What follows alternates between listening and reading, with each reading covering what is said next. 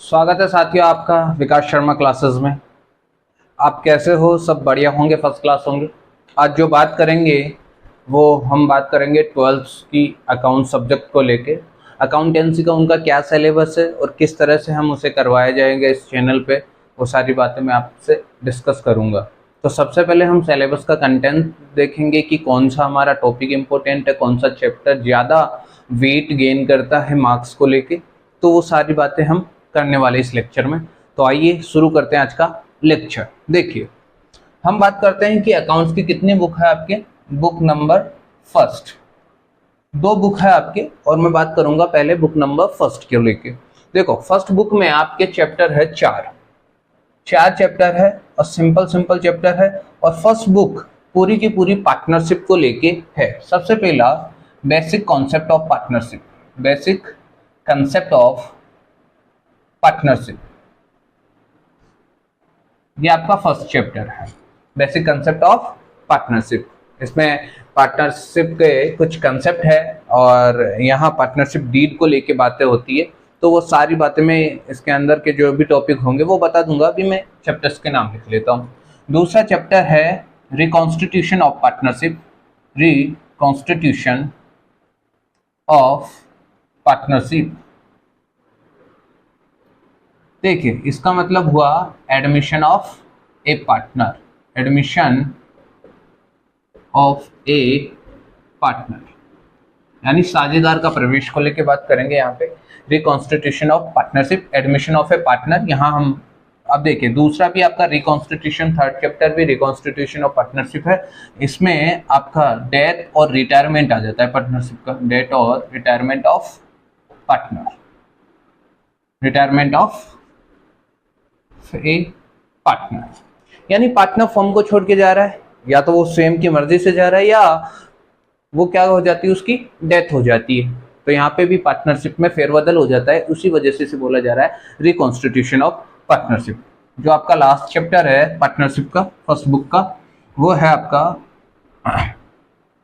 Dissolution of partnership. ये आपका आ गया। ये आपके 4 चैप्टर है फर्स्ट बुक में, और ये कम से कम आपके गेन करते हैं 30 to 40 मार्क्स, 30 to 40 मार्क्स इस चैप्टर के हैं। यहाँ पे बात करूँ तो फर्स्ट चैप्टर कम से कम 7 से 8 मार्क का है, 7 से 8 मार्क का ये फर्स्ट चैप्टर है आपका। मैं बात करूँ रिकॉन्स्टिट्यूशन ऑफ पार्टनरशिप, ये 9 से 10 मार्क का चैप्टर है, 9 से लेके 10 मार्क का चैप्टर। ये आपका 8 मार्क का चैप्टर है।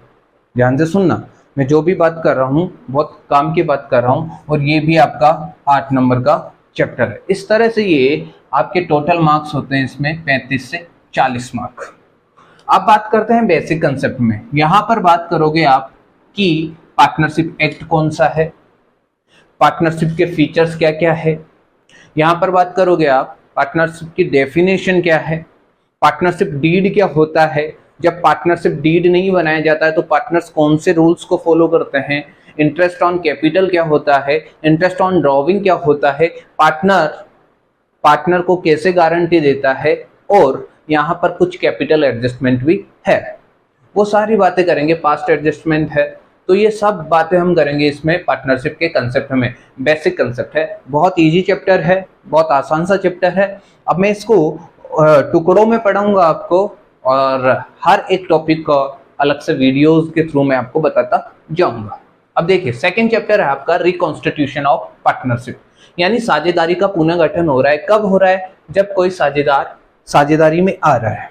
ध्यान से सुनना, एडमिशन हो रहा है, किसी साझेदार का साझेदारी में प्रवेश हो रहा है, यानी एडमिशन ऑफ ए पार्टनर। इससे पार्टनर्स के रेशियोज में चेंज हो जाता है, पार्टनर्स की गुडविल का कैलकुलेशन करना पड़ता है, साथ के साथ असेट्स और लायबिलिटीज का रिवैल्यूएशन करना पड़ता है। ये चैप्टर इसके बारे में आपको डीपली नॉलेज प्रोवाइड करेगा, और इसी चैप्टर को बहुत आसान तरीके से बताने वाला हूँ। कईयों को रेशियो डिफिकल्ट लगता है कि सर रेशियो नहीं आता हमसे, रेशियो का सॉल्यूशन नहीं होता, गुडविल का वैल्यूएशन नहीं होता। बहुत सिंपल तरीके से एक एक लेक्चर में इनको डिफाइन करूंगा। बहुत आसान सा रहने वाले हैं इनके लेक्चर्स, और आपके पूरे के पूरे मार्क्स आने के लिए मैं पूरा का पूरा संघर्ष करूंगा। अब देखिए आपका रिकॉन्स्टिट्यूशन ऑफ पार्टनरशिप, इसमें डेथ और रिटायरमेंट है पार्टनरशिप का, यानी यहाँ पार्टनर छोड़ के जा रहा फर्म को, पार्टनर्स फर्म को छोड़ रहा है या फिर वो डेथ हो गई उसकी, जिस वजह से पहले जितने पार्टनर थे अब उनकी जो पार्टनरशिप है वो ब्रेक हो जाती है और नई शुरुआत से पार्टनरशिप बनती है। अब जो गया उस साझेदार की वजह से नए साझेदारों का रेशियो चेंज होगा, नए पार्टनर्स के क्या होंगे, रेशियो पे असर पड़ेगा। ठीक है, वो हम रेशियो का कैलकुलेशन देखेंगे। यहाँ पे गेनिंग रेशियो आता है तो वहाँ सेक्रीफाइस रेशियो आता है, इस चैप्टर में सेक्रीफाइस रेशियो आता है, इस चैप्टर में कौन सा आता है, गेनिंग रेशियो आता है। यहाँ पर भी एसेट्स और लाइबिलिटीज का रिवैल्यूएशन सीखेंगे, साथ के साथ जाने वाले साझेदार को या पार्टनर को हम किस तरह से पेमेंट करेंगे वो पूरा सिस्टम यहाँ पे रहेगा।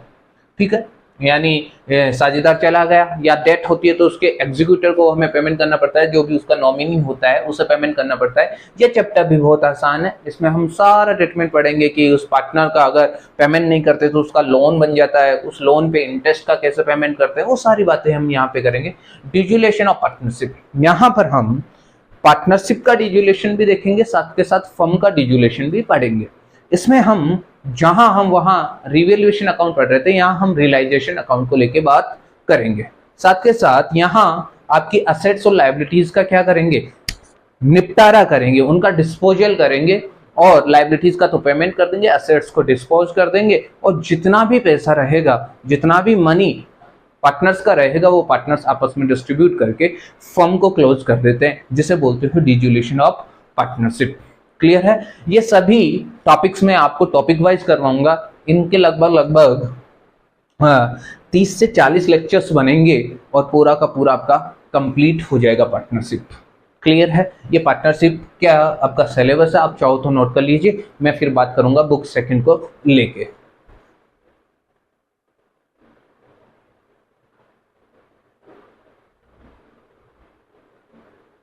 ये 8 से 9 नंबर का है।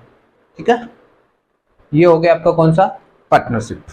अब बात करते हैं हम कंपनी को लेके, बुक सेकंड को लेके, जो पूरी कंपनी पे बेस है, जिसके अंदर रेशियोज है, शेयर कैपिटल का आ जाता है। देखिए सबसे पहले बात करते हैं बुक सेकंड की। बुक सेकंड में आपके 5 चैप्टर है। कितने चैप्टर टोटल? 5। देखिए फर्स्ट चैप्टर है आपका शेयर कैपिटल का। फर्स्ट चैप्टर किसका है? आपका शेयर कैपिटल का, जिसमें आप इश्यू पढ़ोगे, इश्यू ऑफ शेयर पढ़ोगे, ठीक है, री इश्यू पढ़ोगे, शेयर्स का री इश्यू पढ़ोगे, साथ के साथ शेयर्स का 4 फीचर पढ़ोगे, और शेयर इश्यू करते हो तो अदर देन कैश भी पढ़ोगे, अदर देन कैश। ये लो, अदर देन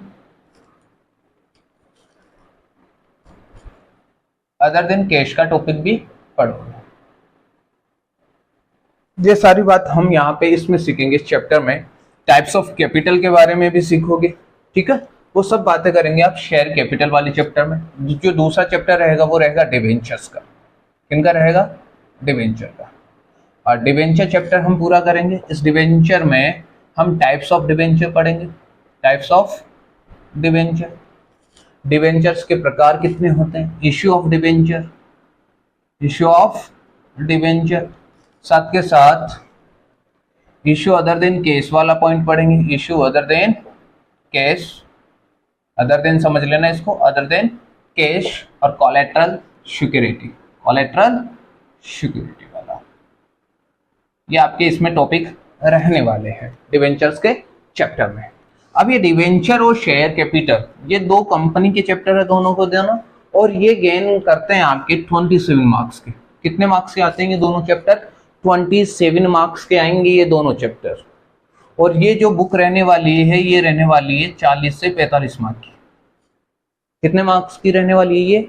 40 to 45 मार्क्स की बुक है आपकी, जिसमें शेयर कैपिटल आ गया। शेयर कैपिटल में आपके कंपनी के टाइप्स भी यहीं पे पढ़ाया जाएगा। Issue of share, reissue, for feature, other than cash, ये सभी बातें मैं आपको यहाँ पे सिखाऊंगा। प्रो डेटा बेसिस भी यहीं पे आ जाएगा। ओवर सब्सक्रिप्शन क्या होता है, अंडर सब्सक्रिप्शन क्या होता है, वो सारी बातें यहाँ पे करूंगा। ये डिवेंचर्स में टाइप्स ऑफ डिवेंचर क्या होता है, इश्यू ऑफ डिवेंचर क्या होता है, इश्यू अदर देन कैश क्या होता है, कोलेटरल सिक्योरिटी क्या होती है।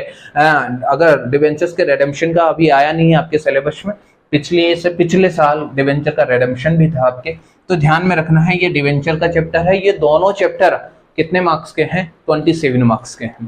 कंपनी का चैप्टर की बात करूं तो ये 13 to 14 मार्क्स का है और ये भी आपका 13 to 14 मार्क्स का है। लगभग 27 मार्क्स का। अगर ये 14 का आ रहा है तो ये 13 का आएगा, ये 14 का है तो ये 13 का है। तो इस तरह से कितने मार्क्स का चैप्टर है? 27 मार्क्स का है। अब देखिए चैप्टर नंबर 3 की बात करें तो चैप्टर नंबर 3 है आपका financial statement of companies. Financial statement of companies.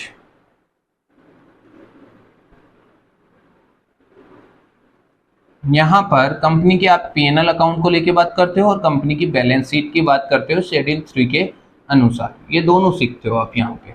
और ये चैप्टर भी आपका लगभग कितने मार्क का है? 6 मार्क का ये चैप्टर आता है। लगभग 6 मार्क का ये चैप्टर होता है। इसके बाद बात करूँ 5th चैप्टर की, 4th चैप्टर की, वो आता है आपका रेशियो एनालिसिस। रेशियो एनालिसिस ले लीजिए। और एक चैप्टर वो है जिसका नाम है cash flow statement. Cash flow statement ये आपके चैप्टर रहने वाले हैं। और मैं बात करूं तो ये भी 6 से 7 मार्क का है और ये भी आपका 7 से 8 मार्क का है। ये आपके चैप्टर हैं।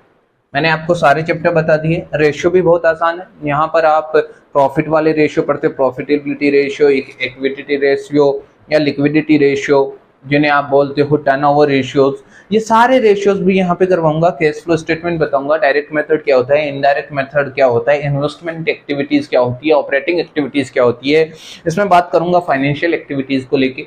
ये सारी जो सेकंड बुक है बहुत ही इंपॉर्टेंट है। अगर आप जिन्हें स्टूडेंट को ऐसे लगता है कि हमें अकाउंट्स पढ़ना ही नहीं है पूरे साल भर, तो केवल वो ये 2 चैप्टर पढ़ लीजिए, उनके मार्क्स आराम से 50+ आ जाएंगे, क्योंकि 20 मार्क्स आपके भेजे जाते हैं। अब ये बताइए मुझे, ये आपको सिलेबस बता दिया मैंने। इस सिलेबस को मैं पूरा कंटेंट वाइज या टॉपिक वाइज करवाऊंगा आपको, और इसमें भी लगभग से लगभग आपकी 40 क्लास बनेगी। तो मुझे ये बताइए, आपको अगर अकाउंट्स पढ़ना है तो कमेंट बॉक्स में लिख दीजिए, और हर एक वीडियो में आपको पोस्ट करता जाऊंगा। आप चैनल को सब्सक्राइब कर लीजिए। अभी नए नए देख रहे हो तो चैनल को सब्सक्राइब कीजिए, आपके लिए बहुत फायदेमंद रहेगा। यहाँ पर एग्जाम के टाइम आपको रिवाइज करवाया जाएगा पूरा सिलेबस, और कैसे मैं आपको रिवाइज करवाऊंगा वो भी आपको सिस्टम मेरे लेक्चर्स के थ्रू बता दूंगा। तो कैसी लगा आपको अकाउंट्स का सिलेबस, इस पर प्रतिक्रिया दीजिए। आज के लिए इतना ही। तो बहुत बहुत धन्यवाद। बने रहिए विकास शर्मा क्लासेस में। बहुत बहुत शुक्रिया।